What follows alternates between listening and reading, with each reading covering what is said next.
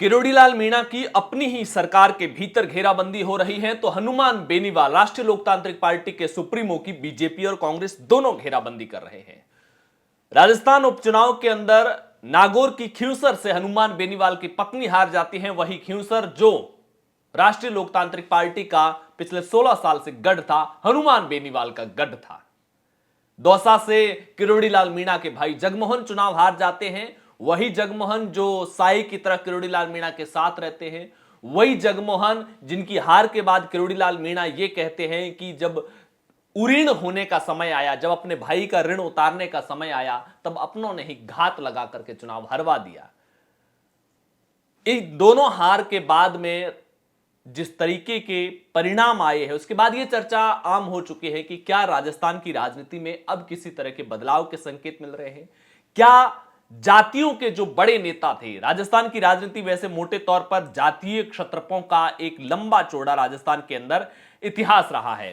चाहे वो जोधपुर के अंदर परसराम मदेरणा हो, शेखावटी में शीशा मोला हो, नागौर में मिर्धा परिवार हो, भैरव सिंह शेखावत हो, तमाम बड़े आला कद के नेता राजस्थान में रहे हैं।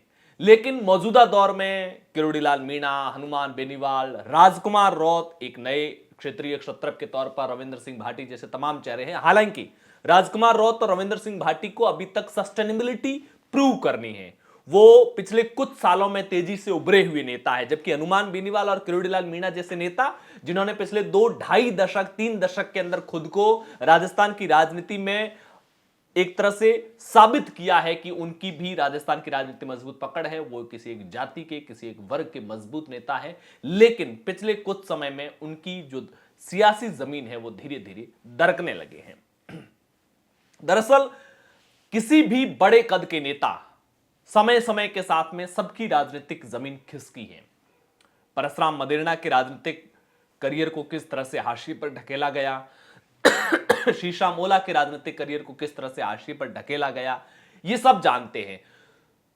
किरोड़ीलाल मीणा और हनुमान बेनीवाल की घेराबंदी पिछले लंबे समय से चल रही थी। किरोड़ीलाल मीणा के गढ़ में बीजेपी अपनी पार्टी के भीतर कई नेताओं को प्रमोट कर रही थी। कांग्रेस ने रमेश मीणा जैसे नेताओं को प्रमोट किया, ओम प्रकाश हुड्डा जैसे नेताओं को जो किरोड़ीलाल मीणा के धुर विरोधी है उनको लेकर के प्रमोट किया।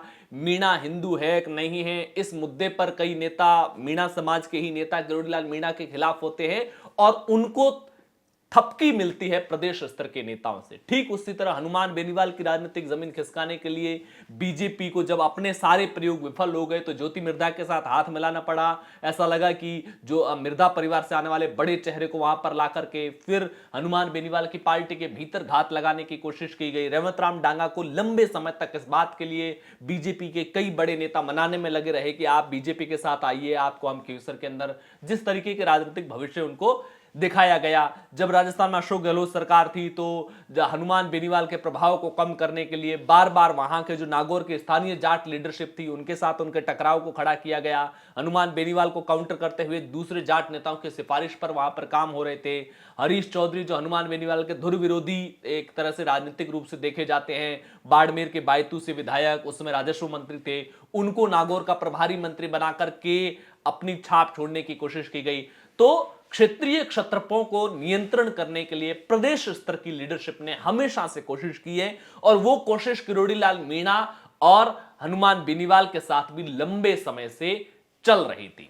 लेकिन इस बार के चुनावों के बाद में यह चर्चा शुरू हो चुकी है कि क्या इन दोनों बड़े नेताओं का राजनीतिक करियर अब ढलान की ओर जाएगा, क्या इनके हुकुम का जो इक्का चलता था वो अब सूर्य अस्त होने की ओर है। ये चर्चाएं राजनीतिक गलियारों में चल रही है और ये चर्चाएं तब और ज्यादा हो जाती हैं जब किरोड़ीलाल मीणा को यह कहना पड़ता है कि इंटेलिजेंस के अधिकारी मेरी छवि को खराब करने के लिए कई स्टोरियां प्लांट करने की तैयारी कर रहे थे। और सब जानते हैं कि जब अशोक गहलोत मुख्यमंत्री थे तो सचिन पायलट की छवि को खराब करने के लिए किस तरह के काम हुए। लोकेश शर्मा जो उस समय अशोक गहलोत के ओएसडी थे, उन्होंने किस तरह की ऑडियो क्लिपें सुनाई कि किस तरीके से ऑडियो की भी अलग तरह से एडिट करके ऑडियो को जिसका दिखाना था उसके नाम के साथ में उसकी आवाज के जैसा ऑडियो डबिंग करके ऑडियो वायरल किए जाते थे।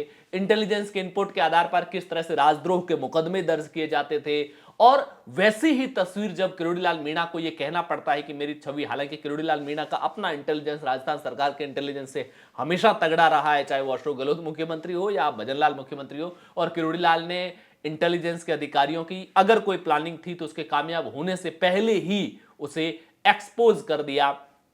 जाहिर सी बात है, इंटेलिजेंस प्रदेश स्तर के बड़े नेताओं की थपकी के बिना, उनके इशारे के बिना और उनकी खुली छूट के बिना मंत्री पद के व्यक्ति का सरकार में मंत्री होते हुए अभी तक उनका इस्तीफा स्वीकार हुआ नहीं है। हालांकि उस इस्तीफे वाले लेटर का बेचारे का क्या हाल होगा, पिछले कई महीनों से किसी टेबल पर पड़ा होगा, सही सलामत है भी या फट गया होगा, यह भी देखने वाली बात होगी। लेकिन इस तरह के काम बिना बड़े नेताओं के शह के होते नहीं है। और किरोड़ीलाल मीणा ने यह भी कहा कि बार बार जब उनके साथ कोई साजिश होती है, घात होती है, तो वो दौसा का जिक्र करके भावुक से हो जाते हैं। हनुमान बेनीवाल और किरोड़ीलाल मीणा का राजनीतिक भविष्य क्या कुछ होगा, आपकी क्या कुछ राय, कमेंट बॉक्स में जरूर बताइएगा। शुक्रिया।